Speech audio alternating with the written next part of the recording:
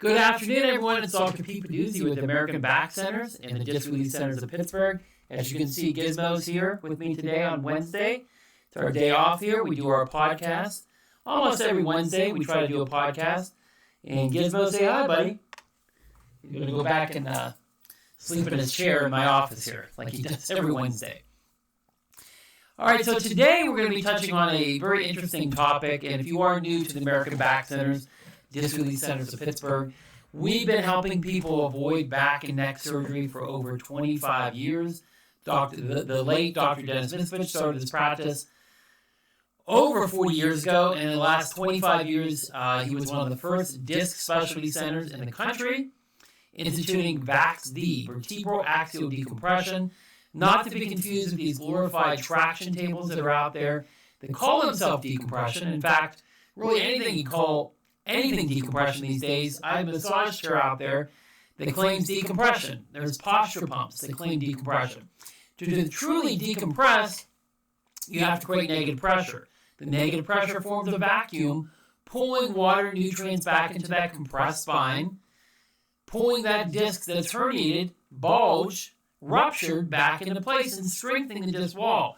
Now, many people claim to do this without the research. Again, I say this countless times. We have the research. We have the documentation. Don't believe anybody you hear on the TV, radio, podcast, wherever it may be. Do your own research before you pursue any treatment option. You will see why we've been around for 25 years, helping literally thousands of patients, celebrities, normal people like you avoid the potential permanent complications that can result with spinal surgery, whether it's the back or the neck region. We've helped countless people avoid surgery, and we can help you. So call us today, 724-935-3300 to schedule your consultation. So today we're going to talk about the healthy sizzle, choosing the best fats for cooking. And a lot of people are definitely cooking this time of year, cooking for your family, cooking in general for the holiday season. And we're just going to give you some healthy tips today on some of the best fats for cooking. As we do quite often, if you can see my screen here, we give you a summary, and the summary goes on to say modern Western diets have shifted dramatically from traditional saturated fats to polyunsaturated fats, PUFAs, from vegetable oils, triggering metabolic slowdown and increased fat storage. So these vegetable oils are not good for you, but yet we've switched to this, especially the fast food and the restaurants, a cheap, easy way to cook food, but now it's triggering all types of metabolic slowdown and increased fat. And that's why the majority of the population is fat. They're overweight, they're obese, and it's a big problem. Just look around, you can see it, especially in the U.S. A higher ratio of saturated to unsaturated fats, like in butter, is metabolically favorable, while oils high in PUFAs are unstable and produce very toxic compounds when heated, especially when you're cooking and when you're heating them up. It's very important to know as we talk about cooking. Even at room temperature or moderate heat, 104 to 212 degrees Fahrenheit, the PUFAs rich oils can oxidize and form harmful compounds, including during digestion in the body. The smoke point is not a reliable indicator of cooking oil safety. Oxidative stability and PUFA content are the key factors. Again, oxidative stability and PUFA content are the key factors in determining if an oil's suitability, I should say. It's one of those days. Suitability for cooking. And tallow and ghee are best for high heat, while butter and coconut oil are ideal for medium heat. So if you're going to use something at a higher temperature, using ghee or tallow is better. Beef tallow or ghee, while butter and coconut oil are ideal for medium heat. We've heard a lot about coconut oil recently in the news, how all the health benefits with it. Olive oil, very another popular oil, should be used sparingly due to its high monounsaturated fatty acid content. Now we're talking about cooking. Now, if you're, you heard the analogy of taking a tablespoon of olive oil a day There's some health benefits to that for sure, but not when you're using it for high heat cooking or cooking in general. When vegetable oils are heated, they produce harmful compounds called lipid oxidative properties, particularly 4-H and E, which are linked to neurodegenerative diseases, cardiovascular problems, cancer, and chronic inflammation. And we all know we talk about chronic inflammation all the time in my office as well as on this podcast. Chronic inflammation leads to so many problems. It can lead to diabetes, many disease processes, inflammation of the arteries, which leads to clogging of the arteries. Inflammation leads to many disease processes. So we recommend to our patients here at the office avoiding these pro-inflammatory foods and eating a, quote, anti-inflammatory diet. We have handouts we give to our patient. We educate our patients every day on this topic. And if you listen to our podcast, we mention this quite frequently.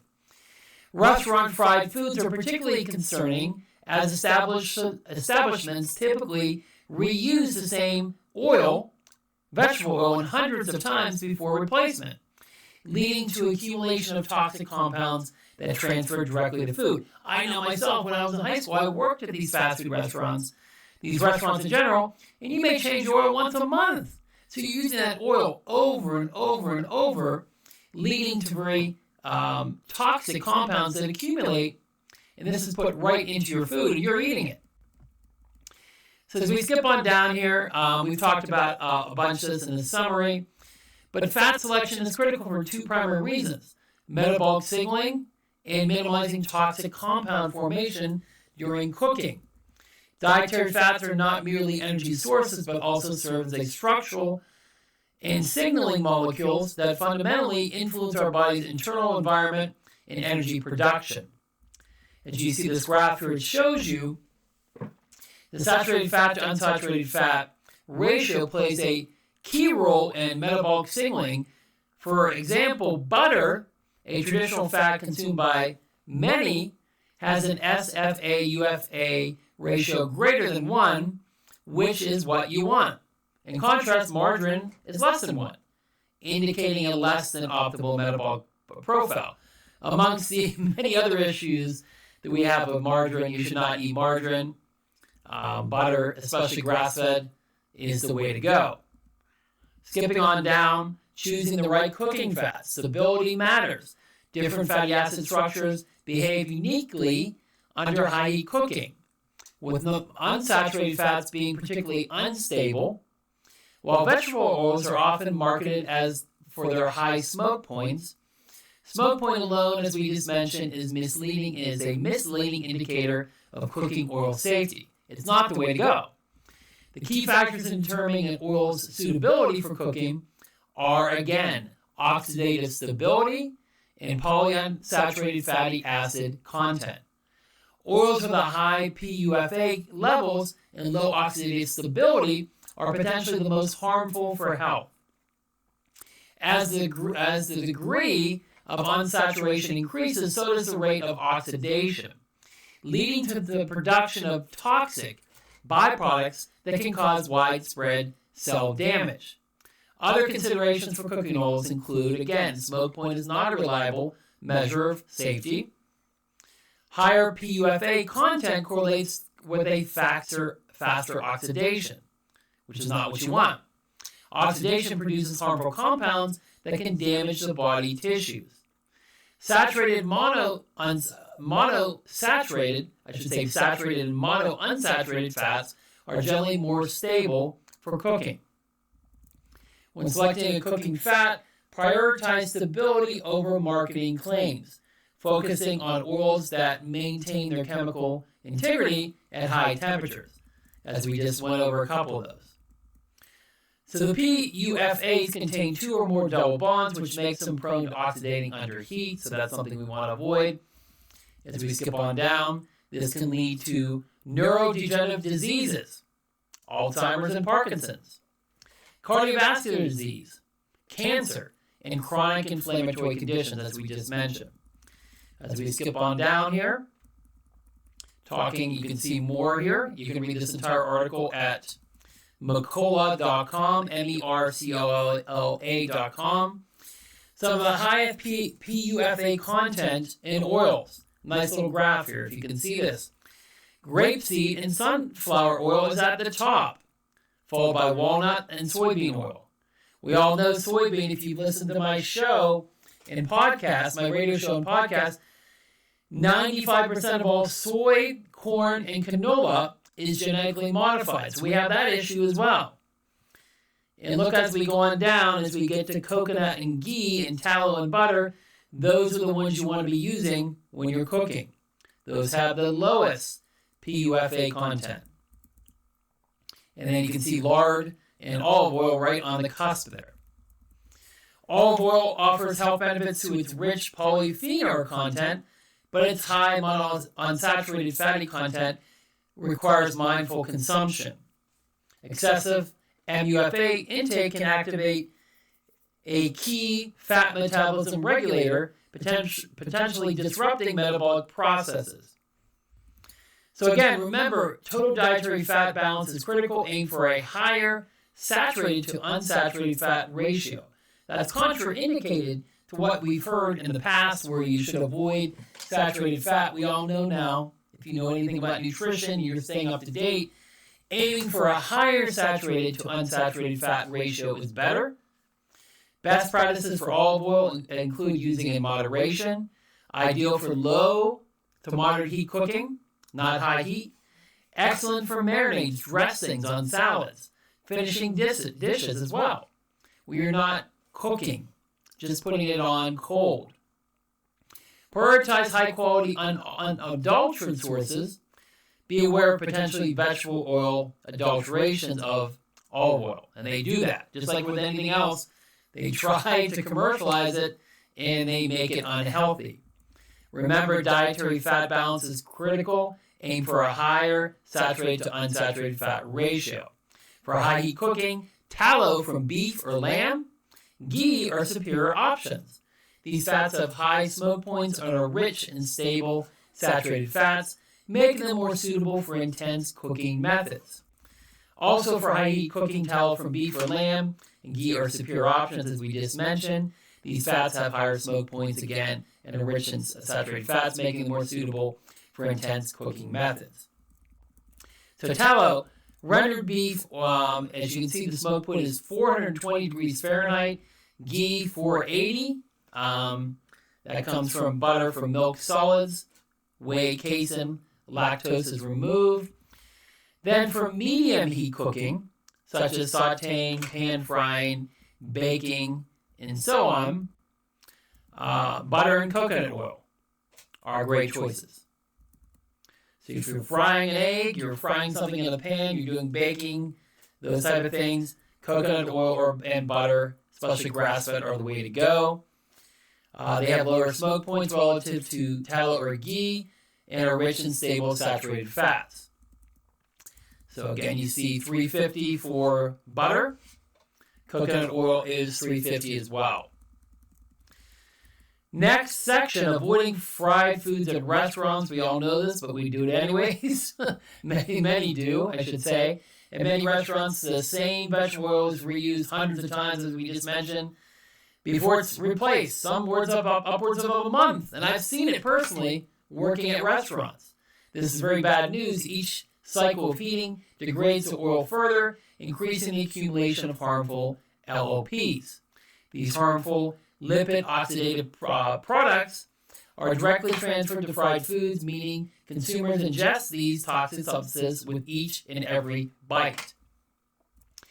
As we skip on down here, we all know the dangers of the trans fats, and we see it all the time with fast food, eating at restaurants and so on, using these trans fats for cooking, which can lead to many, many health issues, as well as making the inflammation issue worse.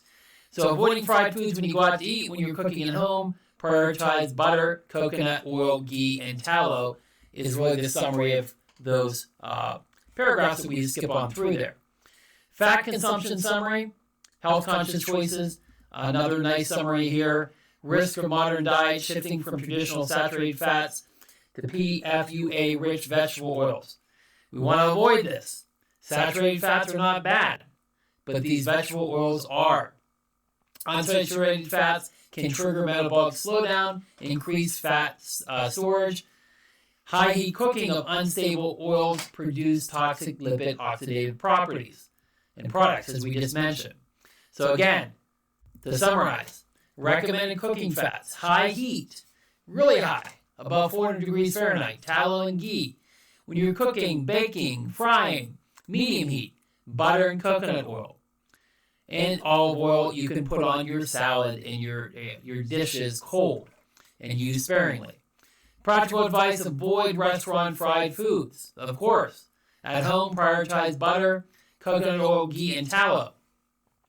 And finally, choose fats with higher saturated to unsaturated fat ratios. So again, this is coming from an Ashley Armstrong, who's the co-founder of Angel Acres Egg Club, which specializes and ships low PUFA eggs directly to your door. This is also from, again, Dr. McCullough and his website, McCullough.com. So it was a nice little article I wanted to share with you here on our podcast this week. I hope you enjoyed that. And again, a little bit more about what we do here. We have an exciting new treatment, and I know a lot of people going into the New Year's are going to be looking to slim down in shape and tone. We have an FDA-approved machine, device, and system, weight loss system, that works. It has the research, over 95% satisfaction rate. You can go ahead and Google Invisared. The Invisared laser, picture your fat cells, and most people do it in their stomach. Fat cells as grapes. You get the high-intensity laser treatment, and it shrinks and dehydrates those fat cells and turns them into raisins, taking the water right out. And we have a process of going on the vibration therapy, stimulating your lymphatic system. We have a whole body cleanse because, again, gut inflammation, we talk about inflammation so much. Gut inflammation is key. If you have an inflamed gut, your weight loss will be hindered. So we address the gut inflammation issue with a proper diet. Now, you don't have to do the diet. You can do well just by doing the laser, but we incorporate the weight loss program, the diet, which is not very restrictive. You don't have to buy anything. You just go to the grocery store and buy the things on the grocery list. There's tons and tons of things on the grocery list. It's not terribly restricted, but reducing gut inflammation does so many things for you. It helps with your weight loss. It helps prevent disease. And gut inflammation can lead to leaky gut syndrome. We've talked about this a lot. Holes in the gut, which permeate toxins into the brain, which can potentially trigger mental health disorder, Alzheimer's, Parkinson's, and many other health issues that chronic inflammation can lead to, as we just talked about earlier in this podcast. So we address all this. So not only do we fix your gut, we help you lose weight. It's the only weight loss procedure out there that guarantees inch loss, weight loss, and fat loss. You will lose all three. We guarantee it. In fact, we guarantee you'll lose at least 20 pounds in 6 weeks if you follow the program, and you will get inch loss. We have people that come in for demo of just the laser alone, not even the weight loss program, and lose upwards of 2, 3, 4, 5 inches with one treatment.